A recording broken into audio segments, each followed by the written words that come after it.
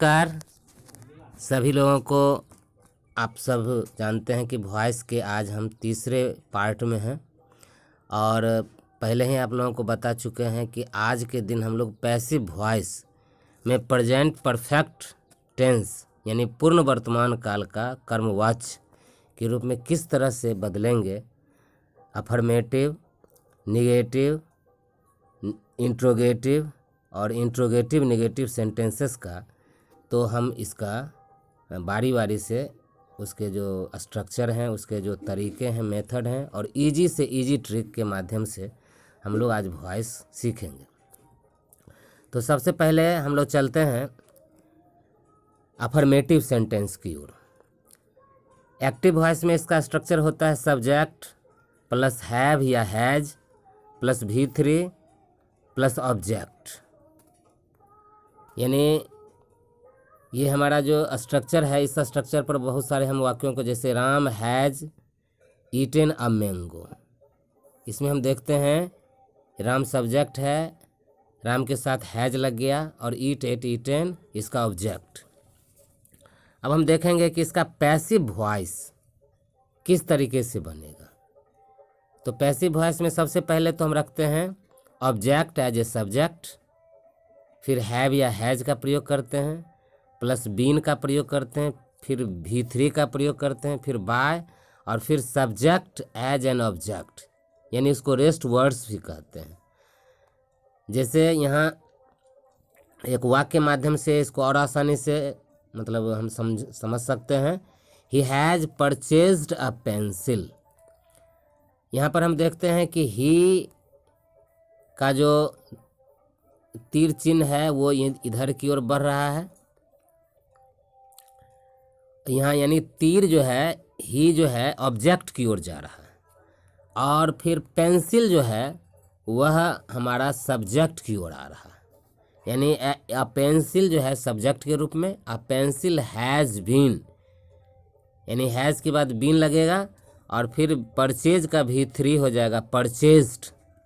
तो a pencil has been purchased और he का ऑब्जेक्टिव केस हिम, तो a pencil has been purchased by him. इसी तरीके से और भी बना सकते हैं, जैसे Ram eats a mango, a mango, Ram has eaten a mango, Ram has eaten a mango, इसका हो जाएगा a mango has been eaten by Ram. इसी तरीके से दूसरा वाक्य है एक्टिव वॉइस में, Rohit has bought a pen, तो इसका पैसिव वॉइस हो जाएगा a pen has been bought by Rohit. A pen जो है ऑब्जेक्ट है, यहाँ सब्जेक्ट के रूप में आ गया और इसके साथ हैज़ लग गया, फिर बीन का प्रयोग हो गया और बाउट V3, फिर बाय और यहाँ सब्जेक्ट जो है, इससे पहले एक्टिव वॉइस में सब्जेक्ट रोहित था, पैसिव में ये ऑब्जेक्ट के रूप में आ गया। फिर आगे चलते हैं। अगला वाक्य है एक्टिव वॉइस में, we have written a book. इसका पैसिव है a book has been written by us. A book इसमें आ गया ऑब्जेक्ट सब्जेक्ट के रूप में, हैज़ इसके बाद बीन का प्रयोग, फिर रिटन V3 और बाय और वी का ऑब्जेक्टिव केस अस। ठीक है, हम लोग चलते हैं एक्टिव वॉइस में, you have eaten a mango.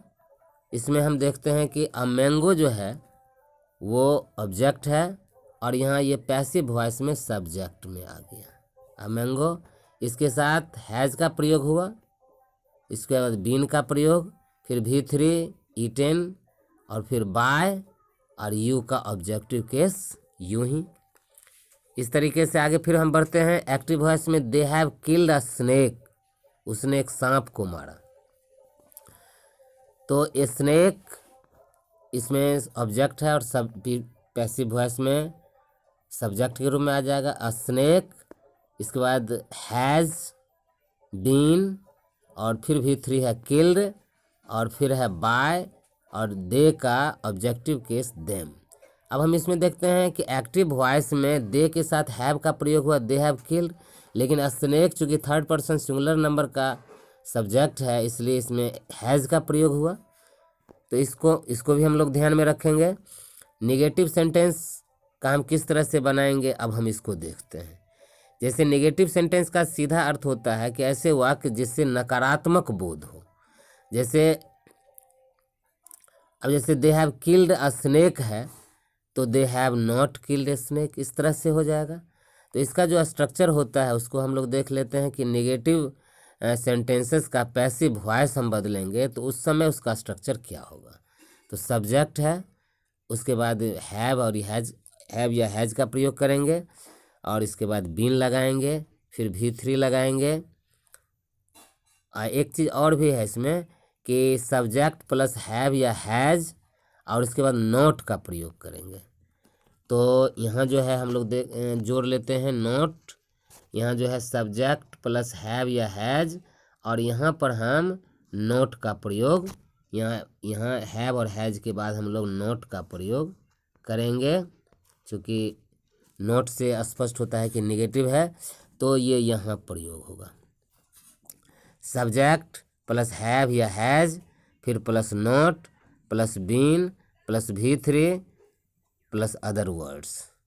अब जैसे एक्टिव वॉइस में है he has not written an application, तब इसको हम लोग देखते हैं कि एन एप्लीकेशन जो है इसका ऑब्जेक्ट है और ये सब्जेक्ट के रूप में आ जाएगा। एन एप्लीकेशन हैज़, चूँकि थर्ड पर्सन सिंगुलर है एन एप्लीकेशन तो हैज़ का प्रयोग होगा, इसके साथ नॉट लगेगा तो an application has not been और फिर है V3 तो रिटन और फिर है बाय हिम, ही का हो जाएगा हिम, ऑब्जेक्टिव केस। अब आगे बढ़ते हैं। They have not helped you, तो इसका पैसिव हो जाएगा यू यहाँ ऑब्जेक्ट सब्जेक्ट के रूप में आ जाएगा तो यू हो जाएगा। फिर हैव, यू के बाद हैव का प्रयोग होता है, यू हैव नॉट और फिर बीन और फिर V3 लग जाएगा हेल्प्ड, तो you have not been helped by them. इसी तरीके से she has not given a book, तो इसका पैसिव हो जाएगा ए बुक, इसके बाद हैज़ और इसके बाद नॉट, फिर बीन, फिर V3 गिवन, अब बाय, इसके बाद है सी का ऑब्जेक्टिव केस हर। फिर अगला वाक्य है he has not loved you, he has not loved you, इसका जो है यू का ऑब्जेक्टिव केस हो जाएगा यू ही और इसके बाद यू के बाद हैव का प्रयोग होगा तो यू हैव नॉट, उसके बाद been, you have not been और लव्ड, इसका जो है ये V3 में है ही तो you have not been loved by और इसके बाद जो है ही सब्जेक्ट का इसमें ऑब्जेक्टिव केस आ जाएगा you have not been loved by him. इसके बाद हम लोग देखेंगे इंट्रोगेटिव सेंटेंसेस, प्रश्नवाचक वाक्य का किस तरह से पैसिव वॉइस होगा। तो इसका पैसिव वॉइस का स्ट्रक्चर हो जाएगा हैव और has plus subject plus been plus V3 फिर other words. Other words means, other words का मतलब क्या हो जाएगा, तो अदर वर्ड्स का मतलब हो जाएगा कि बाय में हम subject as an object, subject को ऑब्जेक्ट के रूप में या अदर वर्ड्स के रूप में हम इसका इस्तेमाल कर सकते हैं। फिर आगे हम लोग बढ़ते हैं, हम देखेंगे इसके उदाहरण क्या हैं। इसके उदाहरण हैं have you written an application, क्या आपने को आवेदन लिखा है, क्या आपने कोई या क्या तुमने आवेदन पत्र लिखा है। इसका पैसिव हो जाएगा हैज़ एन एप्लीकेशन, चूँकि एन एप्लीकेशन जो है ऑब्जेक्ट है इसमें सब्जेक्ट हो जाएगा। Has an application been written, V3 written by you, has an application been written by you. फिर दूसरा है have I eaten an apple, क्या मैंने एप्पल खाया है, सेब खाया है, तो इसका एन एप्पल पहले हो जाएगा लेकिन उससे भी पहले हैज़ का प्रयोग, has an apple been, V3 है ईट एट ईटन, ईटन बाय मी। फिर अगला वाक्य है हैव यू हेल्प्ड रमेश, क्या तुमने रमेश की मदद की है, तो इसमें रमेश से पहले हैज़ रमेश, इसके बाद बीन का प्रयोग, फिर हेल्प्ड V3 का प्रयोग by you, has Ramesh been helped by you. फिर आगे हम लोग देखेंगे व्हाट हैज़ शी डन, इसमें हम देखेंगे व्हाट का प्रयोग पहले, व्हाट के बाद हैज़ का प्रयोग और उसके बाद V3 व्हाट हैज़ डन अब bye her, what has done by हर, उसके द्वारा क्या किया गया है। फिर पाँचवीं 5वें वाक्य को देखेंगे, why has Rohit returned your pencil. Passive voice का हो जाएगा, व्हाई पहले लग जाएगा, उसके बाद योर पेंसिल, चूंकि यहाँ ऑब्जेक्ट है इसको सब्जेक्ट के रूप में प्रयोग करेंगे, और your pencils third person plural number का सब्जेक्ट है, इसमें हैव का प्रयोग होगा, तो why have your pencils been. इसके बाद V3 रिटर्न का V3 रिटर्न्ड, और इसके बाद बाय, और फिर हो जाएगा रोहित, क्या आपकी पेंसिलें रोहित के द्वारा लौटाई गईं। इस तरीके से हम निगेटिव इंट्रोगेटिव सेंटेंसेस का भी पैसिव देख लेंगे। नकारात्मक प्रश्नवाचक वाक्य का, इसका जो पैसिव वॉइस का जो स्ट्रक्चर है, हैव या हैज पहले, फिर subject plus not plus been plus verb का तीसरा रूप प्लस बाय प्लस ऑब्जेक्ट या रेस्ट वर्ड्स। फिर हम इसके वाक्यों को देखेंगे। एक्टिव वॉइस में है, have they not killed a snake.